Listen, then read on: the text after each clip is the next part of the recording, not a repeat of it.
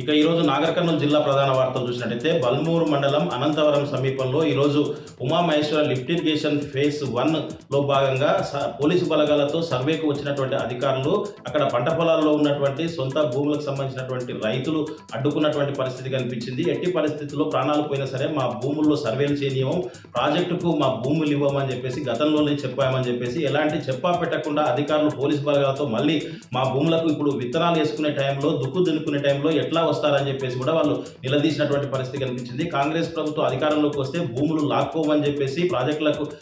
ఇవ్వాల్సిన పని లేదని చెప్పేసి ఇప్పుడు మాట మార్చి భూములు లాక్కునే విధంగా చూస్తున్నారని చెప్పేసి ఎట్టి పరిస్థితుల్లో ప్రాణాలు పోయినా సరే మా భూములైతే ఇచ్చే ప్రసక్తి లేదని చెప్పేసి ఈరోజు అధికారులకు అనంతవరం రైతులు తేల్చి చెప్పినటువంటి పరిస్థితి కనిపించింది.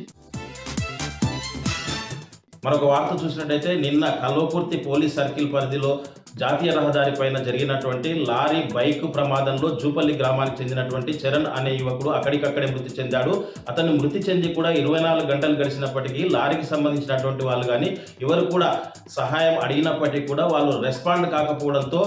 ఎవరైతే మృతి చెందినటువంటి చరణ్ ఉన్నాడో అతని బంధువులు, గ్రామస్తులు, మిత్రులంతా కలిసి ఈరోజు మహబూబ్నగర్ చౌరస్తా పైన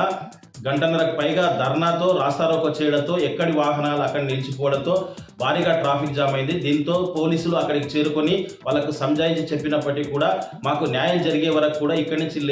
లేసే ప్రసక్తి లేదని చెప్పడంతో స్థానిక సిఐ అక్కడికి చేరుకొని మీకు ధర్నా చేయడానికి పర్మిషన్ ఎవరిచ్చారంటూ ఆగ్రహం వ్యక్తం చేసినటువంటి పరిస్థితి కనిపించింది. మేము చట్టపరమైనటువంటి చర్యలు తీసుకుంటున్నామని చెప్పేసి ఏదైతే యాక్సిడెంట్ కు కారణమైనటువంటి లారీ ఉందో దాన్ని సీజ్ చేశాం, డ్రైవరు అదుపులోకి తీసుకున్నాము, రేపు అతన్ని రిమాండ్ కూడా పంపిస్తామని చెప్పేసి మేము చట్టపరమైనటువంటి విషయాలలోనే చర్యలు తీసుకుంటామని చెప్పేసి న్యాయం చేయడానికి డబ్బుల విషయాల్లో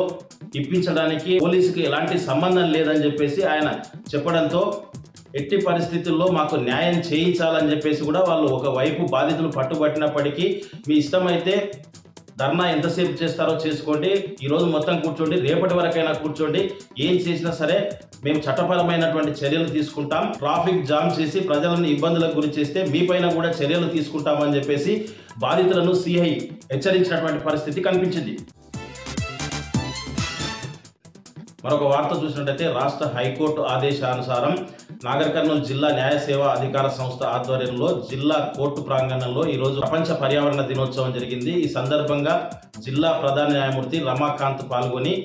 మొక్కలు నాటి వాటికి నీళ్లు పోసి ప్రపంచ పర్యావరణ దినోత్సవం యొక్క ప్రత్యేకతను చాటారు. ఈ కార్యక్రమంలో సీనియర్ సివిల్ జడ్జ్ వెంకట్రామ్తో పాటు junior civil judge Srinidhi, bar association అధ్యక్షులతో పాటు